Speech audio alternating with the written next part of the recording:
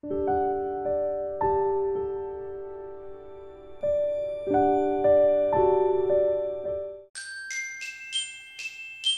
선라이즈라는 영화에 대해서 간단하게 제가 얘기를 해볼게요. 네. 감독이 되게 특이한 감독이에요. 비포 시리즈를 9년 터울로 3개를 만들었는데 한 커플의 이야기의 역사를 다룰 때 보통 1시간 반 정도 안에 분장이나 편집을 통해서 시간의 경과를 보여주죠. 그런데 이 사람은 한 커플의 이야기를 실제로 나이 들어가면서 그들이 겪는 삶의 변화를 그대로 보여줬다는 거죠. 다큐멘터리 영화가 아닌데도 불구하고. 징하네요.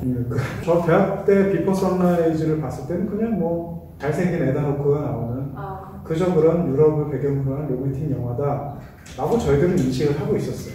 근데 이 3부작이 다 나온 거 보니까 이 영화가 그렇게 만만한 영화가 아니구나. 저는 뭐 그렇게 결론을 내고 싶습니다. 가람 씨는 이 영화를 어떻게 보셨어요?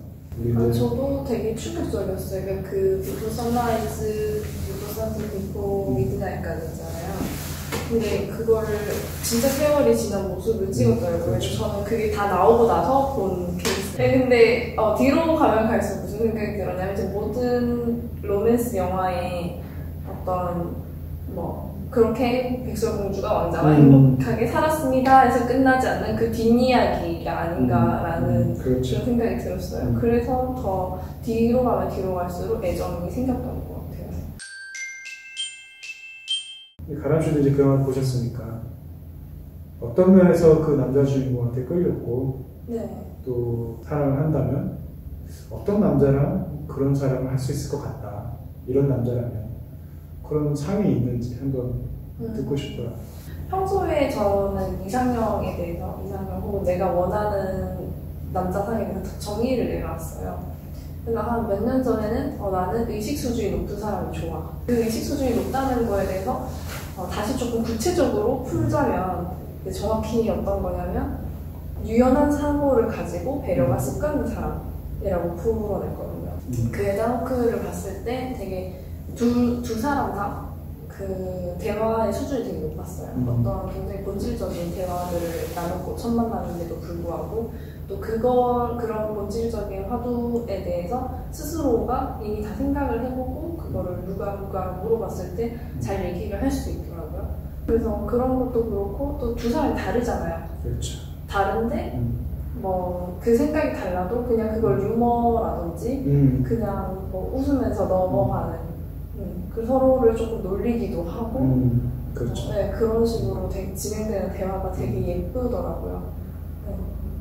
거기서 대화가 되게 많이 나오잖아요. 네, 맞아요. 저는 이제 오래전에 가서 가물가물하긴 한데 별 대화를 다 했던 것 같아요. 맞아요, 별 대화를 다 했어요. 근데 이제 그런 대화 중에서 특별히 기억에 남는 대화 이걸 좀 놓치지 않고 새겨서 보셨으면 좋겠다 라는 어떤 다이얼로그씬 이런 게 있을까요?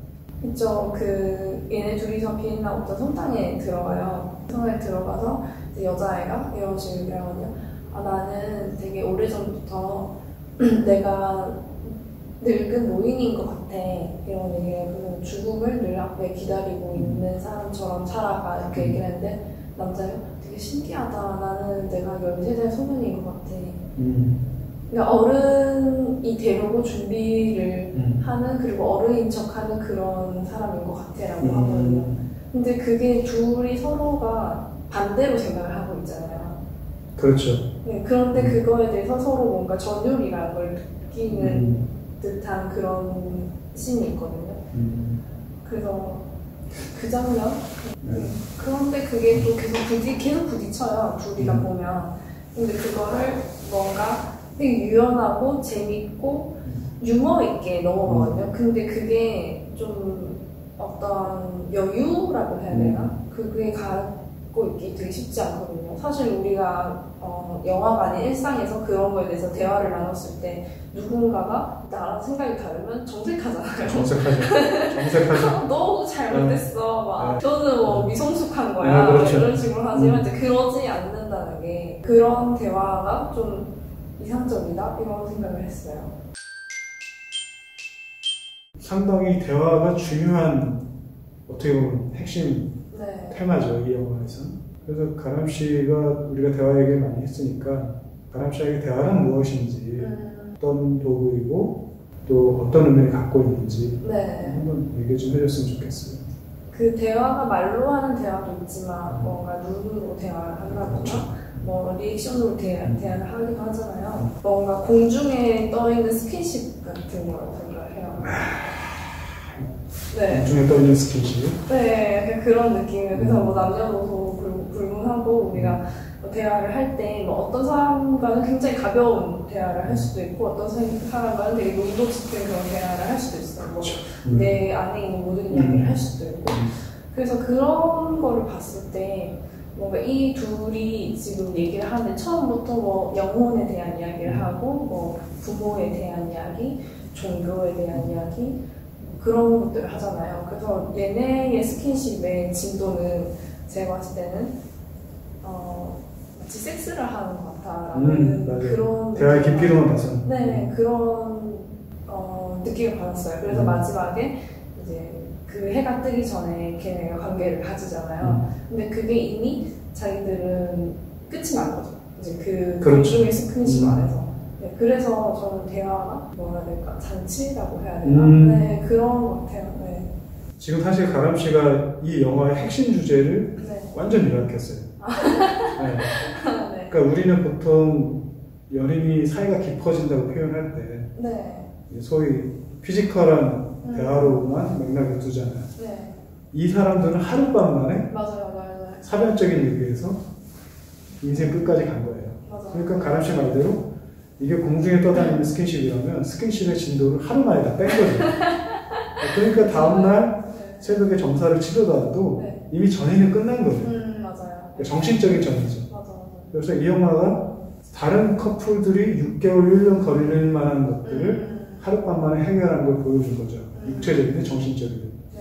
그래서 어떻게 보면 대화는 그야말로 네. 공중에 떠다니는 스킨십이자 전이일 수 있겠구나. 전이라는 게 좋은 것 같아요. 저는 그렇게 생각하고 싶네요. 네.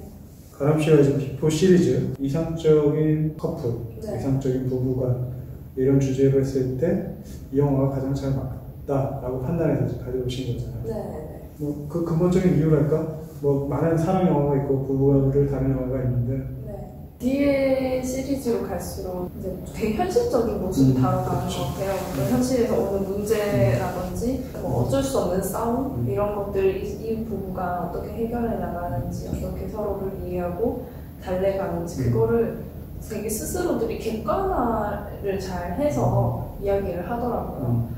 그런 것들을 보면서 뭐 갈등이 생겨도 저렇게 풀어낼 수 있으면 그리고 서로를 저렇게 이해시키고 이해할 수 있다면 그게 정말 이상적인 부부가 아닌가라는 생각을 했고요. 나중에 뭐 내 배우자가 생긴다면 저 정도 의식 수준을 가진 그리고 저 정도 배려를 해줄 수 있는 그리고 저렇게 유연한 사고를 가진 그런 사람이었으면 좋겠다라는 생각을 했어요.